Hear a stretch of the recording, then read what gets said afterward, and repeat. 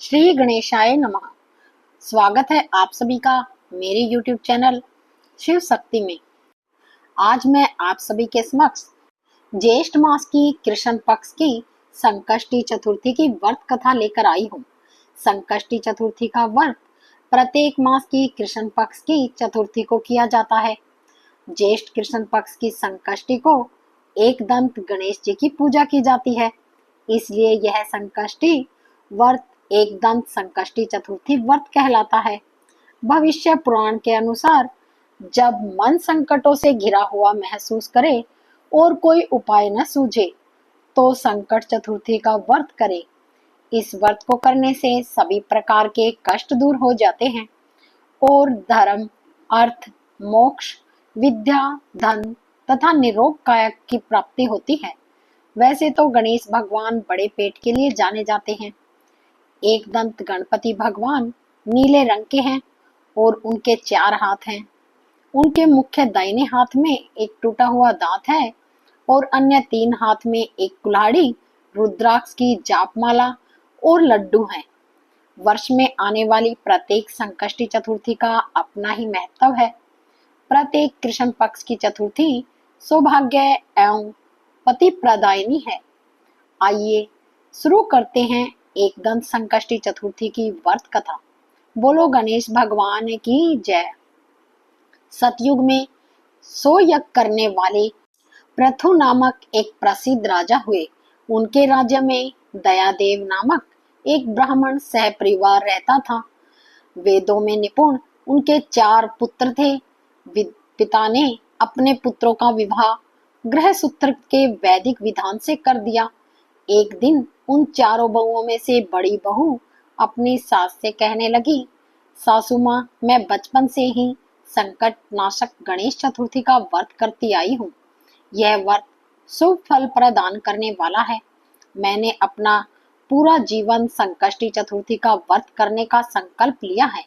आप मुझे यहाँ व्रत अनुष्ठान करने की अनुमति प्रदान करें।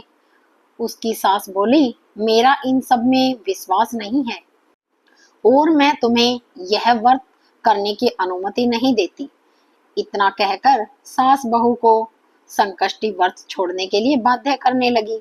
उनकी बातें सुनकर अपनी पुत्रवधू को समझाने के उद्देश्य से दयादेव ने कहा कि बहू, तुम सभी में श्रेष्ठ हो और सबसे बड़ी हो। तुम्हें किसी प्रकार का कष्ट नहीं है। ऐसी स्थिति में तुम किस लिए व्रत करना चाहती हो? हे सौभाग्यवती, अभी तुम्हारे खाने पीने और मौज मस्ती करने का समय है। यह गणेश जी कौन है? फिर तुम्हें करना ही क्या है? इस प्रकार सास और ससुर के मना करने पर बड़ी बहू को व्रत छोड़ना पड़ा। कुछ समय बाद बड़ी बहू गर्भवती हुई और उसने सुंदर बालक को जन्म दिया। धीरे धीरे समय बीतने लगा, बालक बड़ा हो गया। दयादेव ने पास के गांव की एक श्रेष्ठ ब्राह्मण की पुत्री से अपने पोते का रिश्ता किया। सारा परिवार बहुत खुश था। किसी भी शुभ कार्य को करने से पहले गणेश भगवान की कृपा प्राप्त करना जरूरी है। ऐसा करने से गणेश भगवान कार्य में आने वाले विघ्नों को हर लेते हैं और यदि गणेश भगवान नाराज हो जाएं, तो विवाह जैसे शुभ कार्य में सफलता कैसे मिलेगी? तो दयादेव ने गणेश जी भगवान का सर्वप्रथम पूजन नहीं किया, इसलिए गणेश जी नाराज हो गए। दयादेव के पोते के विवाह का दिन आ गया। मंडप तैयार किया गया। मंडप में सभी बराती और कन्या पक्ष के लोग दूल्हे की प्रतीक्षा करने लगे। उस समय दूल्हे की बुद्धि भटक गई और वह कहीं चला गया। दूल्हे को पूरे गांव में ढूंढा गया और उसका कहीं पता न चला। इस अनहोनी घटना से मंडप में खलबली मच गई। सब लोग व्याकुल होकर कहने लगे, यह दूल्हा कहाँ गया? क्या किसी ने इसका अपहरण तो नहीं किया?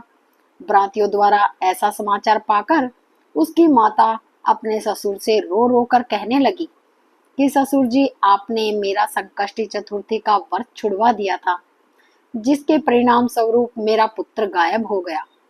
अपनी पुत्र वधू के मुख से ऐसी बातें सुनकर ब्राह्मण दयादेव बहुत दुखी हुए। साथ ही पोते की होने वाली पत्नी भी बहुत दुखी हुई।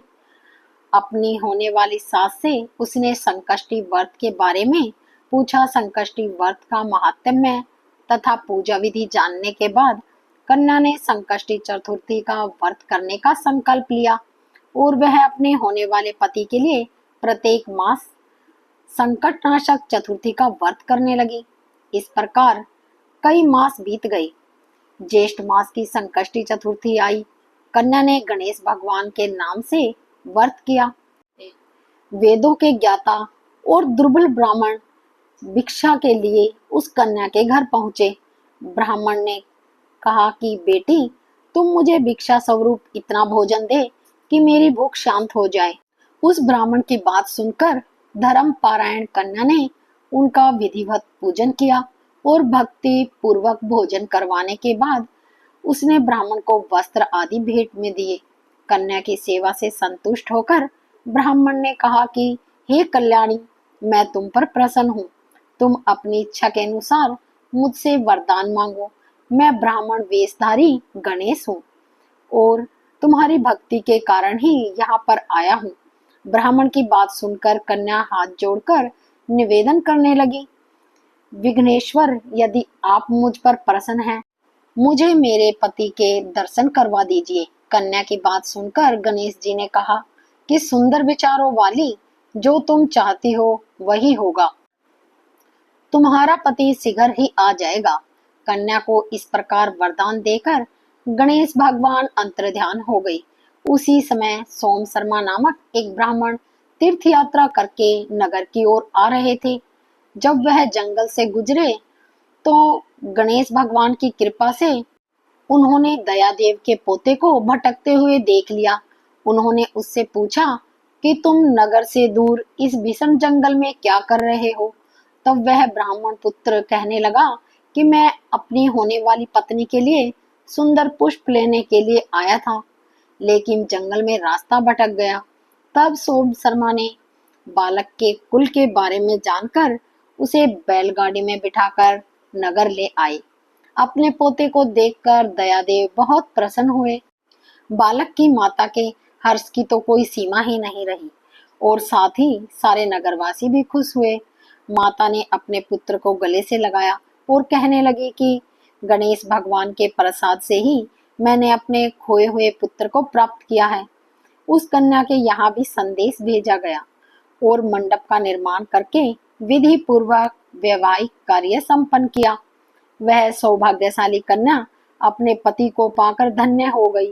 हे गणेश भगवान, जैसे आपने उस कन्या पर कृपा की, उसी प्रकार सभी पर कृपा बनाए रखना।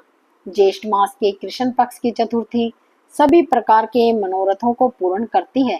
सभी नगरवासियों ने देखा कि इस संकष्टी चतुर्थी व्रत करने से ही दया देव पर गणेश जी ने कृपा की है। सभी नगरवासी संकष्टी चतुर्थी व्रत करने लगे और खुशी खुशी रहने लगे।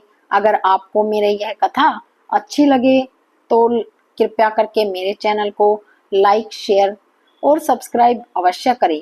बोलो गणेश जी महाराज की जय।